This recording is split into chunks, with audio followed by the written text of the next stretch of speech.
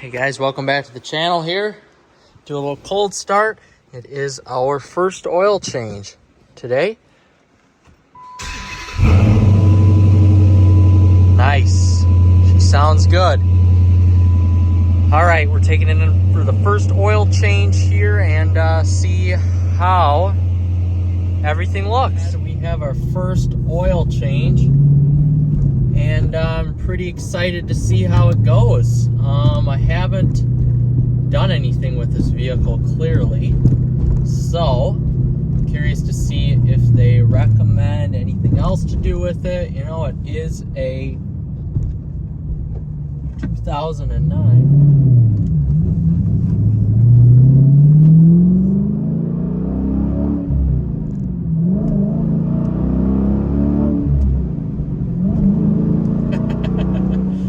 Like I was saying, it is a 2009, and you know, there's always stuff that can happen with these, whether it's bushings, bearings, tie rods, any suspension piece of these Challengers, or close that, or 300s or Chargers, the older LX platform. For sure, anything could go wrong.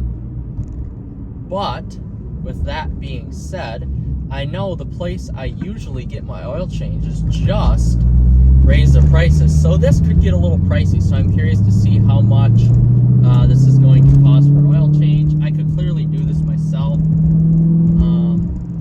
I just did equipment oil changes yesterday. I have from mowers to golf carts to anything, but it's Friday.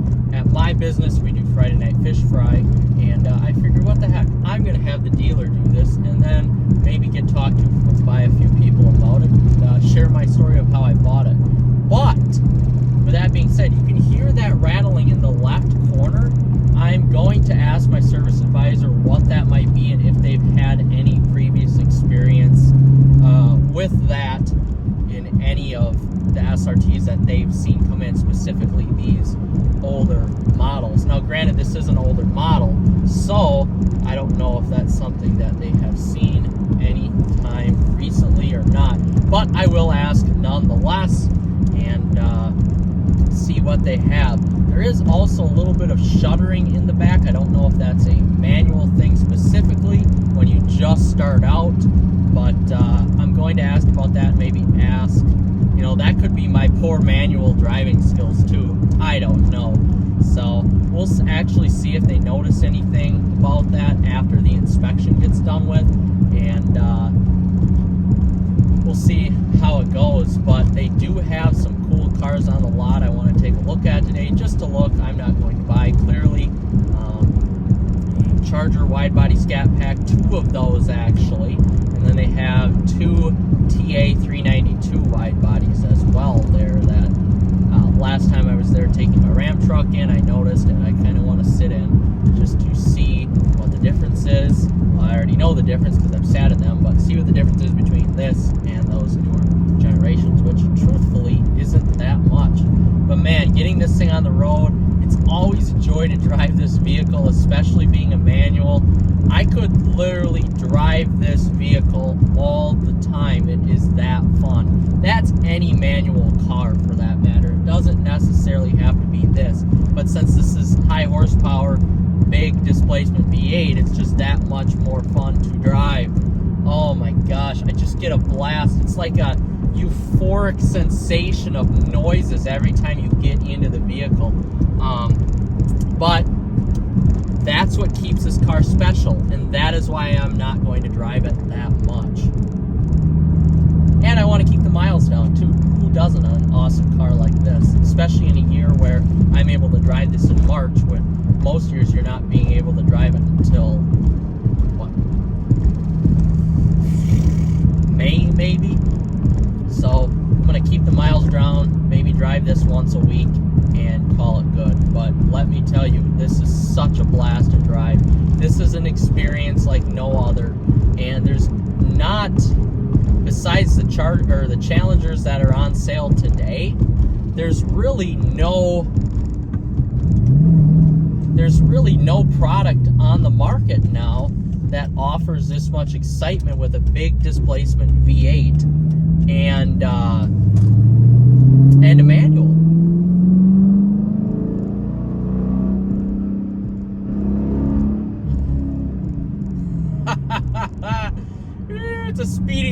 waiting to happen. In third gear, right about, just like my Chrysler, the gearing is a little bit different in this because this has a 6-speed manual, but right about 3,000 to 35 RPMs, 3,500 RPMs, this car sounds like it's breathing fire. It sounds like it's breathing fire, and it is just a euphoric sensation that you just don't get in a lot of other vehicles of today besides a Challenger. And a Mustang you can still get in a manual with the GT, but that's it.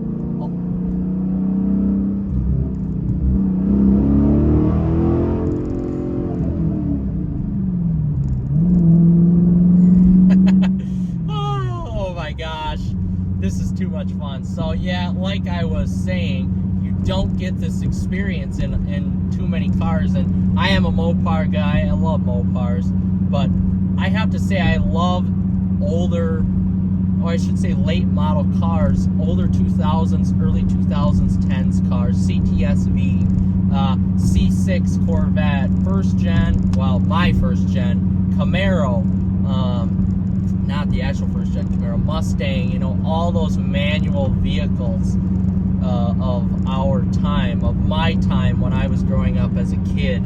And I just have a soft spot for those, and certainly I can go out and buy one of these for $40,000 and sell both my Challenger and my 300, but why would I do that? I already have all the tech in my truck. We already have a teched out fast SUV.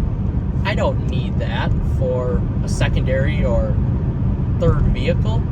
So for me, this gets the job done and makes me happy, and truthfully, that's all that matters. And it is an experience indeed. It is a very fun experience, and man, I just, oh God, I can't get enough of driving this car. Ah, it's so fun. Its seats are comfortable. Everything's just the perfect dimensions about this vehicle, especially if you're a larger person. For a smaller person, this vehicle is huge, and the driving position just doesn't quite, you know, you're not on top of the road like you would be with a Mustang or Camaro or anything like that. But that's why I like it. That's why I'm a Mopar guy. So getting back to the point here, we'll take this in for an oil change, and I'll report back on how much it was and what they said about the car. You know, I've owned this car since January now. It's March, but I haven't put any miles on it except the drive home and then that other couple days driving around. So the oil change is necessary. We'll get that done and see if there's anything else that needs to be done with the vehicle. All right, guys, we got, oh, there's a boat on the lake. Wow, it's March 13th today. So we got the car back, and now I'm just heading inside to see my beautiful girlfriend, who I haven't seen one overnight period. And she had a great drive in her AMG GLE. All right, so total for the oil change was $131.64. They couldn't do a tire rotation, hence these have 255 rears. So they couldn't do that. I do need new tires for this, but interestingly enough, the Mopar buy 3 get 1 for $1 does not cover separate vehicles. So my 300 needs new tires, and my Challenger, this car, needs new tires. But the Mopar buy 3 get 1 for $1 doesn't cover that, so it's got to be on one specific vehicle. So the tires have to wait. So I have to wait essentially until Farm and Fleet or a different place does their buy 3 get 1 free deal. So with that being said, the only thing that was wrong with the vehicle was the fact that I have limited life left on the rear tires of this Challenger, so I'm going to need to get new tires here very shortly. Otherwise, the oil change went well. Of course, I expected this to be more than my Ram truck, and it was by a lot, because the OW40 was 7 quarts at $13.10 a quart, $91.70. The oil filter was $16.50, and the labor was only $11.75. So total came to, with parts and labor, came to $119.95. So really not that bad. The rest of it was just fees. So again, I'm pretty happy with where I'm revving it a little bit. I want to stall out. There we go. I'm still getting used to the manual. But like I said, my Chrysler dealer is pretty easy to work with. They're good guys. I like them. With that being said, though, the oil changes for these vehicles are super expensive compared to the normal 5.7 liter Hemi V8. And that's one thing to keep in mind when you're looking at these vehicles for sure. But the one cool thing was that I got a ton of compliments on this vehicle when it was at the lot. So that's one thing to keep in mind when you buy a Challenger, Charger, SRT, or Scat Pack, or whatever. You get a lot of looks from it, from employees or salespeople or just people at the dealership. And I like that. I think that's pretty cool. So with all that being said, I did sit in they only have one TA392 left, and it's not a wide body. And then they also had 2 Scat Pack Chargers, wide bodies. I did not sit in those, but they're very cool, awesome looking vehicles, all in Destroyer Gray. I did like that for sure. But I don't know, I'm very happy with this purchase, and I'm happy with my Chrysler dealership experience, as I always am with them. And I'll see them again in a few more days, because I have to take my Ram truck there to get some warranty work. Finally get my warranty work done on the truck, so there will be a video to follow with that. But if you guys like these videos about the Challenger, I'm going to keep doing updates on them. Right now I have 36,876 miles on the Challenger. 36,876 miles of pure ass-ripping, ass-tearing sound and muscle. And it's hell-raising today. So if you guys like this content, please like and subscribe. I have some other Mopar content out there as well, and I truly enjoy doing this type of content for everyone. So alright guys, take care. Thank you.